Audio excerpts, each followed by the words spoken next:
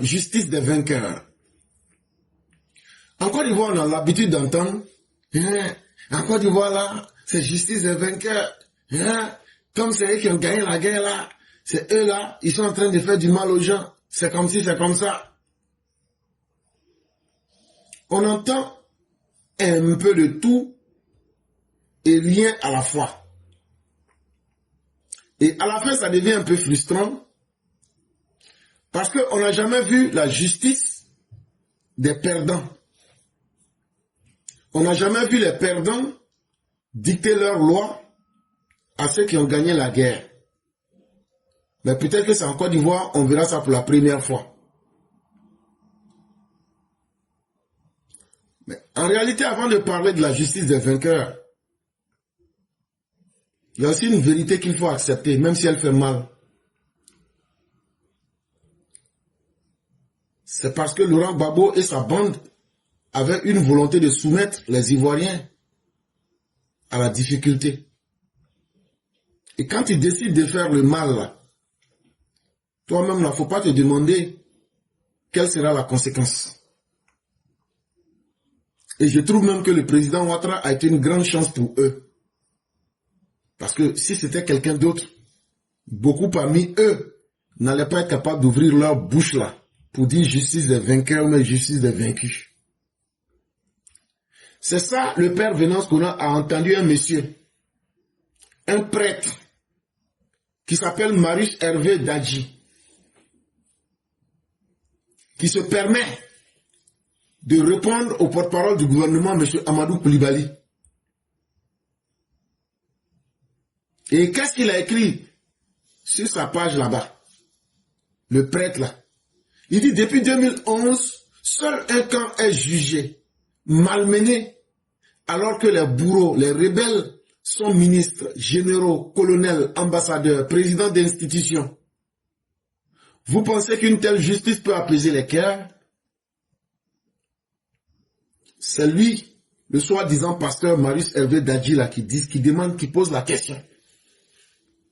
Ah, donc vous pensez que les rebelles là, qui sont devenus ministres colonels là, vous pensez qu'ils ont pris les armes pour risquer leur vie et puis ils vont venir vous donner les postes alors qu'ils ont pris les armes parce que vous étiez ministre, vous étiez généraux, vous étiez colonel, vous étiez ambassadeur, vous étiez président d'institution, mais vous étiez en train de tuer leurs parents, vous étiez en train de maltraiter leurs parents.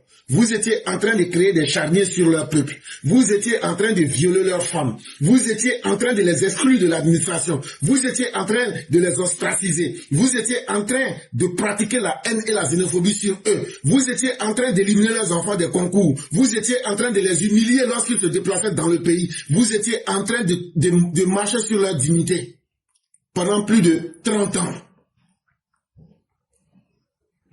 Donc même si on dit vous n'êtes pas intelligent là, soyez conscients que s'il y a eu des rebelles, c'est parce qu'il y a eu des malfaiteurs.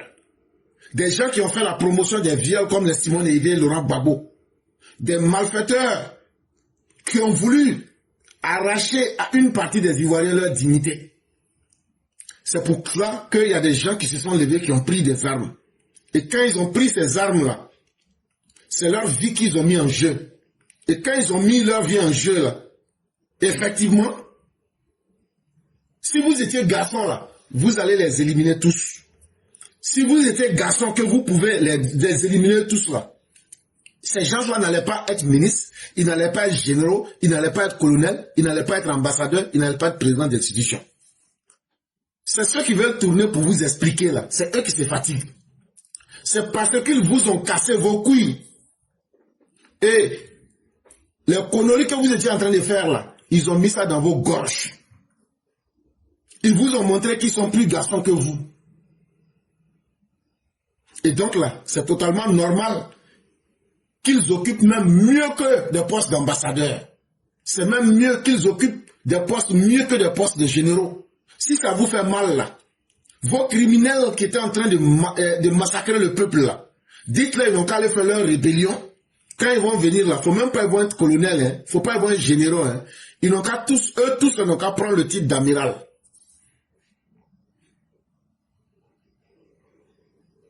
Là, comme ça, là, vous allez comprendre que ce sont des vrais garçons qui se sont levés, qui ont fait ce que ces garçons-là ont fait pour devenir des colonels, des ambassadeurs.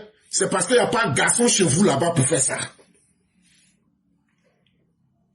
Donc quand on a une mauviette, des malfaiteurs, et qu'on échoue là, la honte voudrait que vous la fermiez. Ou bien si vous êtes suffisamment garçon là, on vous a toujours dit là, la porte est ouverte, allez faire votre rébellion.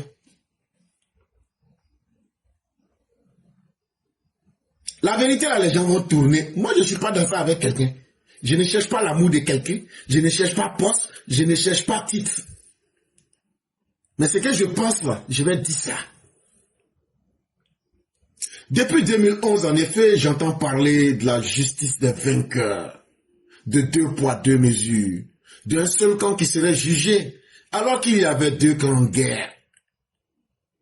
Je crois que nous devons comprendre une bonne fois pour toutes que la justice est toujours celle des vainqueurs. Il en a toujours été ainsi depuis que le monde est monde. Jamais le vainqueur n'a été jugé ou ne s'est jugé lui-même après sa propre victoire. Dans une guerre, beaucoup de crimes sont commis de part et d'autre. Mais seul le vaincu paye l'addition à la fin. Et donc, cher Gore, on va vous dire la vérité aujourd'hui, 10 décembre 2025. Écrivez-la et gardez-la. Depuis que Dieu a créé la terre, là, et puis depuis que Dieu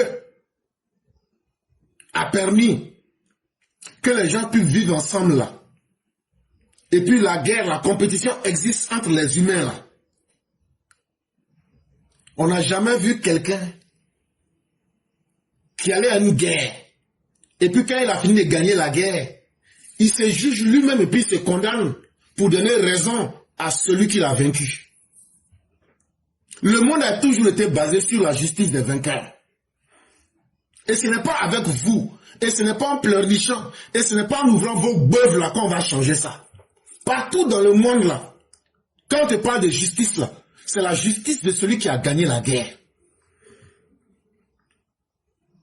Tu ne vas jamais voir, et ça n'a jamais existé dans l'histoire, un vainqueur, quelqu'un qui a gagné la guerre, dit comme j'ai gagné la guerre là, je vais me juger moi-même, et puis je vais me condamner pour celui qui a perdu la guerre. Si cette vérité-là, vos papas et puis vos mamans ne sont pas capables de vous faire comprendre cela là, allez faire votre rébellion, et maintenant, le jour que vous allez gagner là, n'ayez pas pitié de nous. Faites tout ce que vous voulez.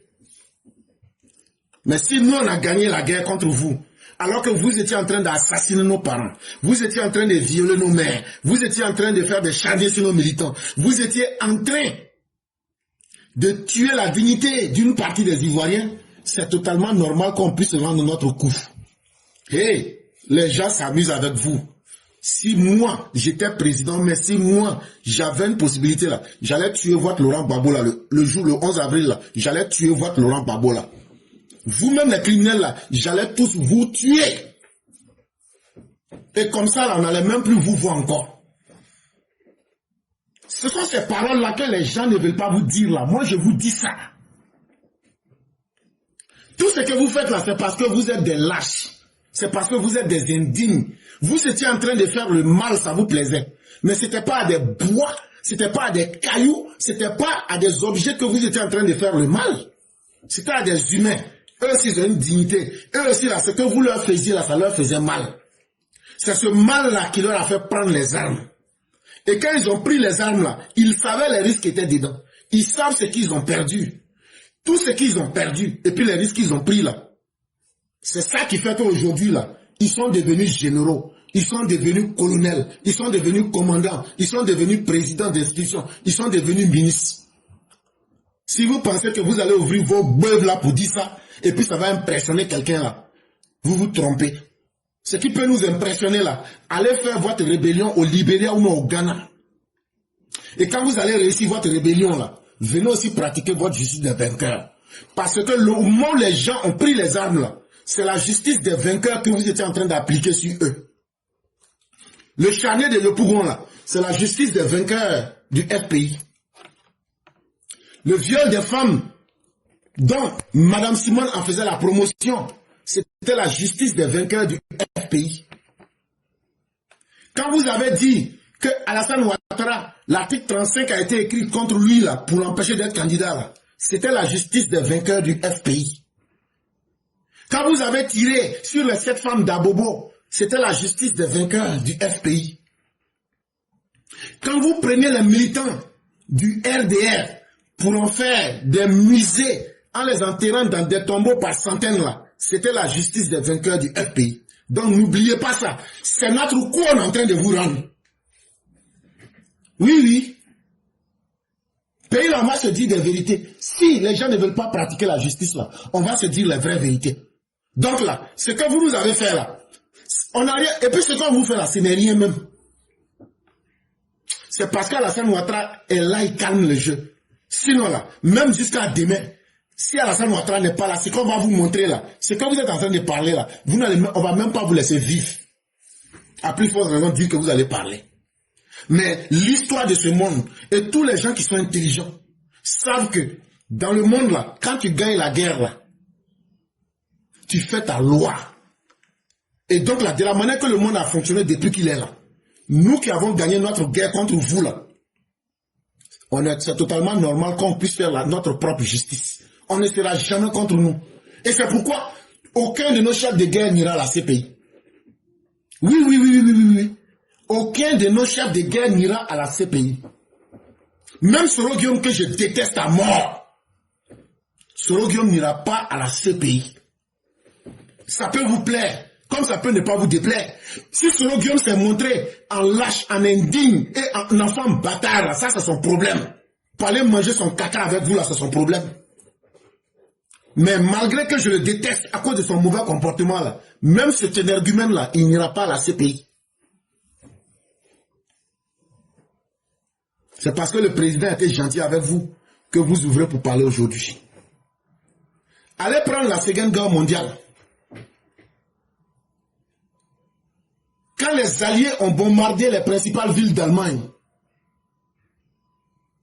ils ont rasé la ville de Dresde.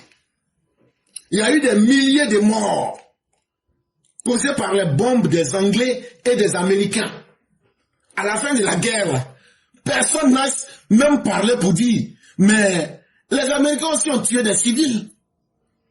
Mais ce qu'on a jugé, c'est les Allemands seuls, on a mis sur la table de la justice et on les a jugés proprement. C'est ce courage-là qui a manqué aux autorités ivoiriennes. Et c'est pourquoi on voit aujourd'hui des chiens aboyer dans la cité. Que je suis un vainqueur. Si ça vous frustre, allez faire votre rébellion. C'est le langage qu'il faut qu'on vous dise. Parce que faire une rébellion là, ne peut pas le faire qui le veut, mais qui en a les couilles. Souvenez-vous aussi, on a le Japon. Quand les Américains ont largué 2 bombes atomiques sur la ville de Hiroshima et de Nagasaki, est-ce que ce sont les militaires qui habitaient seulement dans ces 2 villes ou bien c'était des civils? C'était des centaines de milliers de civils qui ont péri et qui ont été irradiés éternellement. Est-ce que l'armée américaine a été jugée pour cela? Qui est-ce qui a été jugé? Ce sont les Japonais. Et ceux qui ont été bombardés là, irradiés à vie là, c'est eux qui ont été jugés. Et pourquoi? Parce qu'ils avaient perdu la guerre. Pourquoi les Allemands ont été jugés? Parce qu'ils avaient perdu la guerre. Vous voulez encore des exemples? Souvenez-vous, il n'y a pas longtemps, ça s'est passé devant nous tous ici. On a vu à la télévision que Saddam Hussein posséderait la bombe de destruction massive. Qu'il a des bombes chimiques. Comme s'il les avait acquises par extraordinaire. Qu'est-ce qu'on n'a pas entendu? Aujourd'hui, tout le monde connaît la vérité. Saddam Hussein n'a jamais possédé de bombes de destruction massive. Mais Saddam Hussein a été attaqué. Il a perdu la guerre. La justice des vainqueurs, là, il a été remis aux chiites qui l'ont pendu un matin devant nous tous. C'est ce qui devait arriver à Laurent Gbagbo. Si on avait pendu votre Laurent Gbagbo, là, et puis pissait son sang devant tout le monde en public, là, comme ce qui est arrivé à Saddam Hussein, ça vous aurait donné une leçon. Et comme il n'y a jamais quelqu'un qui vous a dit ça, là, aujourd'hui, 10 décembre 2025, là, vous allez entendre une vérité que vous n'aimez pas. Bande de chiens enragés que vous êtes. Bande de criminels endurcis que vous êtes. Bande d'inconscients que vous êtes. Que justice des vainqueurs. C'est parce que vos mères n'ont pas accouché des enfants dignes. Que ceux dont les mères étaient dignes là, sont venus vous âger le pouvoir d'État et vous ont balayé comme des moins que rien. Pour imposer, ne pensez pas qu'ils vont venir imposer votre justice de criminel. Et si vous pensez que nous allons vivre dans le perpétuel de recommencement, vous vous trompez. On va vivre selon les normes de la vie. Dans la vraie vie, là, quand tu perds une guerre, il faut avoir la carapace dure pour assumer les conséquences. Parce que dans la guerre qui a été imposée à l'Irak, ce sont les Irakiens qui sont morts. Mais ce sont les Irakiens qui ont été traqués. Ce sont les Irakiens qui ont pendu Saddam Hussein dans une parodie de procès. Et c'est ce qui devrait arriver à Laurent Gbagbo. Et ce sont les mêmes prisonniers irakiens qu'on a vus dans des prisons à Guantanamo en train d'être maltraités par des soldats américains. Mais ces soldats américains n'ont jamais été jugés. Donc je vous donne toutes les preuves pour dire que la justice là, dans ce monde-là, ça a toujours été la justice des vainqueurs. Là, quand c'est comme ça là, peut-être que ça va vous rendre un peu intelligent, ou bien ça va fouetter votre orgueil, vous allez vous lever, vous allez aller faire votre rébellion pour venir aussi chercher à faire votre justice des vainqueurs. Hey, dans ce monde-là, si vous êtes des enfants, des femmes indignes là, il faut qu'on vous dise certaines choses. Ce sont les plus forts qui jugent les perdants. Et vous êtes du côté des perdants. Même sur la scène nationale ou bien internationale. Ce sont les rapports de force qui s'imposent. Ce ne sont pas les plus faibles qui imposent leur volonté. Ce sont toujours les plus forts qui disent voilà comment on va faire les choses. C'est eux les plus forts qui dictent les règles.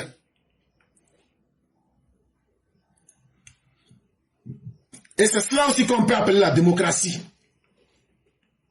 C'est soit peut être simplement la manifestation de la démocratie. Et donc là, dans les rapports de force là, la majorité vote et dicte et impose sa volonté à la minorité. C'est aussi la loi du plus grand nombre. C'est aussi la loi du plus fort. Quand quelqu'un déclenche une guerre, au lieu de chercher à développer son pays, quand tu déclenches une guerre comme le FPI PPACI l'a fait, il faut être sûr de gagner cette guerre-là. Quand tu t'attaques à un régime et tu empêches que les élections aient lieu et que par peur d'assumer les conséquences de tes actes, tu nous fais sortir du réchauffé en pensant que ça va nous impressionner et qu'on ne va pas vous juger, vous vous trompez très mal. Si vous aviez peur des conséquences que vous avez posées en 2025 et que vous voulez nous servir du réchauffé et que quand vous allez faire ça, les gens vont se dire « Ah, les gens vont mal nous juger », on préfère vous dire la vérité et vous donner tous les exemples. Est-ce que depuis que on a commencé à arrêter vos terroristes là, est-ce que vous avez entendu une organisation soi-disant des droits humains dire non, non, non, il y a la dictature en Côte d'Ivoire? Eux-mêmes nous disent la loi des plus forts là, la loi du vainqueur là, on n'a qu'à appliquer. Quand tu déclenches une guerre, ou bien quand tu crées une situation d'instabilité là, hey, faut être sûr de gagner. Si tu ne gagnes pas, c'est la loi des vainqueurs qu'on va appliquer sur toi. Et donc là, celui qui est le vainqueur là, va te juger comme il veut. Cette vérité là, si vos pères et vos mères ne vous l'ont pas dit, aujourd'hui là, vous l'avez entendu. Et on va vous dire ça dans un français simple pour que tout le monde comprenne. Dans la vie là, c'est celui qui a gagné qui cherche à savoir qui a raison mais qui n'a pas raison. C'est celui qui a gagné là qui détermine ce que c'est que la raison. Ce n'est pas celui qui n'a pas gagné qui va venir déterminer quoi que ce soit. Donc vous pouvez chialer, vous pouvez crier, mais la justice des vainqueurs là, ça va s'appliquer. Le jour que vous allez être vainqueur là, comme vous l'aviez été entre 2000 et 2010 là, on a vu ce que vous pouvez faire avec votre justice des vainqueurs, on l'a vu ici. La crise qui s'est passée en Côte d'Ivoire là, avec aujourd'hui tout le comportement de Laurent Gbagbo qui a conduit à des morts en Côte d'Ivoire là. Ne pensez pas qu'on a oublié. Ne pensez pas que c'est à des bois et des gens qui n'ont pas de cerveau. Nous, on n'a pas oublié. On connaît bien les causes. On connaît les acteurs. On sait ce que chacun a fait. Laurent Gbagbo, qui a été un adepte de la fourberie, du mensonge, qui avait perdu des élections, alors que tout le monde entier, avec les médiateurs, sont venus lui parler pour lui dire « Ce que tu fais là, est-ce que tu connais les conséquences ?» Laurent Gbagbo leur a répondu que même si lui devrait mourir, qu'il est prêt à mourir. Mais le lâche qu'il est, quand il a été pris, la première chose qu'il a dit, « Ne me tuez pas. » Quelle honte. Et donc, lui, il aime jouer les braves. Mais quand il s'agit de rentrer dans l'histoire en se faisant canarder, il devient automatiquement un lâche. Dans ce monde-là, quelqu'un ne peut pas dicter sa conduite. Quand tu as perdu, tu ne peux pas dicter ta conduite à celui qui a gagné. Parce que pour gagner, il faut prendre des grands risques. Et c'est à la hauteur des risques qu'ils ont pris là, qu'ils sont généraux, qu'ils sont aujourd'hui, tout ce que vous voulez. Si ça vous fait mal là, soyez garçons comme eux. Les forces nouvelles, qui vont devenir plus tard les forces républicaines là, c'est parce qu'ils ont pu mettre en échec Laurent Gbagbo pour occuper 60% du territoire. C'est parce que Alassane Ouattara avait gagné les élections que l'ONU a activé la résolution 1975 pour dire on va appliquer la loi la loi de ceux qui ont gagné, la loi des vainqueurs, pour chasser la vermine qui avait perdu le pouvoir. Et Gbagbo veut qu'on vienne juger les adversaires. Pourquoi je vous dis que les chefs de guerre ne pourront pas être jugés? Parce que dans la résolution 1975, ils ont contribué à envoyer l'ordre international à travers l'ONUCI. Et le tribunal, la CPI là, c'est le tribunal de l'ONU. Si on doit juger les chefs de guerre là, on doit aussi juger aussi la force onusienne. Quand on vous parle là, nous on vous parle en tant que des gens intelligents. Je ne vous parle pas pour être dans les imaginaires.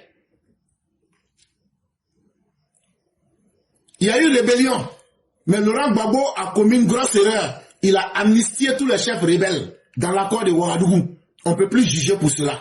Donc dans la crise post-électorale, les forces républicaines, Laurent Gbagbo même avait déjà inclus les deux armées. Et donc c'était une même armée qui était divisée en deux. Une partie qui avait choisi le camp Gbagbo et une partie qui a choisi le camp Alassane Ouattara. Et donc ceux qui ont choisi le camp Alassane Ouattara, c'est eux, sous la résolution 1975, ils ont travaillé avec l'ONU pour chasser celui qui a perdu les élections. Donc on ne peut pas les juger pour cela. Est-ce que ce que je dis là, c'est difficile à comprendre?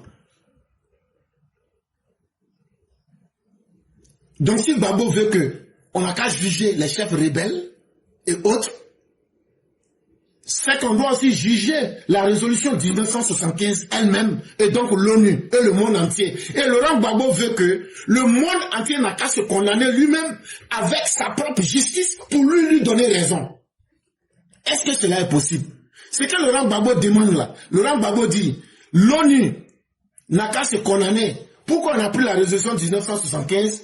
Donc si on se condamne nous-mêmes, ceux qui nous ont aidés, on n'a qu'à aussi les condamner. Et puis lui, Laurent Gbagbo, aura raison. Et l'ONU doit se juger avec sa propre justice qui est la CPI pour donner raison à Laurent Gbagbo qui a perdu, pour dire non, Laurent Gbagbo, on ne devrait pas te combattre, tu n'avais pas gagné les élections, mais c'est toi qui avais raison.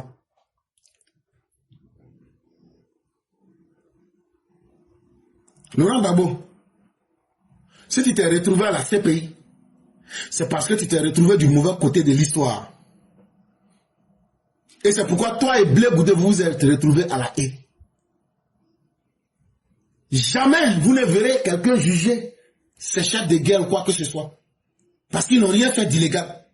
Et là où on pouvait les juger, toi-même tu les as amnistiés. Et après tu as intégré les deux armées. Donc à partir du moment où tu as intégré les deux armées là, on ne parle plus de rebelles. On parle maintenant d'une même armée, mais qui est divisée en deux. Ceux qui sont les tribalistes sont partis te soutenir. Et ceux qui sont des républicains, sont restés avec Alassane Ouattara, sont restés du côté du droit international. Et c'est le droit international qui a imposé la volonté des vainqueurs en prenant la résolution 1975 pour venir te bombarder. Donc si tu ne connais rien, tu dis aux gens que tu es professeur d'histoire alors que tu es un professeur des histoires. Mais tu ne connais rien de l'histoire. On va te rappeler ce que c'est que la réalité de ce monde. Dans d'autres pays, Gbagbo aurait passé le reste de sa vie en prison s'il n'était pas simplement exécuté. Laurent Gbagbo, les partisans de Laurent Gbagbo qui m'écoutaient, écoutez-moi très bien. Laurent Gbagbo, là, si on était dans un pays sérieux, là, il allait finir en prison. C'est son cadavre qui allait sortir un jour. Mais ça, c'est un pays sérieux. Mais si c'était moi, j'allais le tuer sur place. Dans Laurent Gbagbo, là, j'allais le tuer de la manière la plus vilaine. Mais c'est Alassane Ouattara qui l'a sauvé. Et ça nous fait mal juste. Même quand on voit Blé Goudé vivant, ça nous fait mal. Quand on voit Laurent Gbagbo vivant, ça nous fait mal. Si vous ne savez pas ça, on va vous dire ça. Mais aujourd'hui, on voit ce Laurent Gbagbo. Il défie. Même quand Laurent Gbagbo marche, quand il parle là, tout ça, ça nous fait mal. Il touche sa pension, ça nous fait mal. On le voit, il mourou, ça nous fait mal. Parce qu'il dit la femme, hein, dont on suppose qu'il mourou. Tout ça là, ça nous fait mal. Le voir vivant même là, ça nous fait mal. Et c'est ce Laurent Gbagbo qui se permet même, c'est que lui ne laissait pas. Lui, dans sa justice des vainqueurs, il n'acceptait pas que les gens marchent. Mais c'est lui qui fait des marches pour enquiquiner le pouvoir. Hey, Laurent Gbagbo.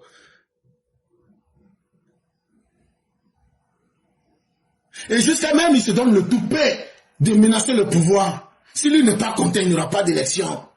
Et c'est ces partisans-là qui veulent venir nous parler de justice, qui n'apaisent pas eux leur cœur. Hey, nous, notre justice là, ça n'a pas été fait pour apaiser le cœur des enfants des criminels que vous êtes.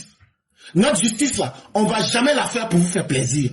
Et nous trouvons même que notre justice n'a pas eu suffisamment les couilles.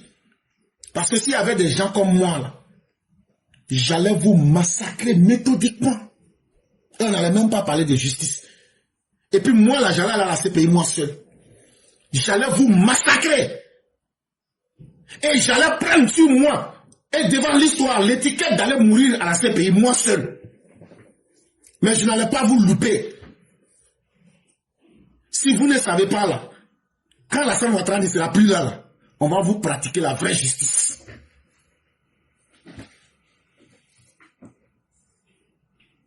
Si vous pensez que ce sont des plaisantins qui ont mis leur vie en danger pour lutter contre un régime de criminels, un régime dangereux, un régime assoiffé de sang, et que maintenant, vous avez imposé la guerre, vous avez détruit des millions de vies en Côte d'Ivoire, vous avez détruit des destins, et vous voulez qu'on ait pitié de vous, vous vous trompez très gravement. Est-ce que vous savez qu'actuellement en France, vous tenez vos langages xénophobes là?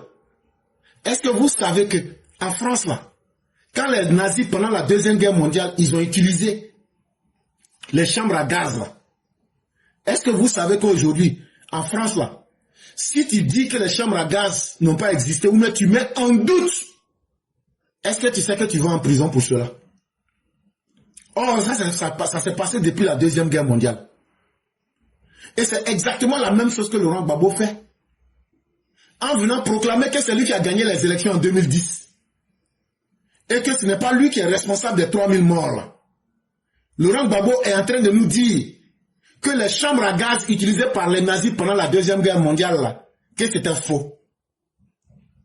Mais si les autorités ivoiriennes, je ne sais pas si peut-être c'est par faiblesse ou bien c'est elles seules qui connaissent les raisons. Si elles te pardonnent cela là, moi je vais vous dire ce que nous on pense.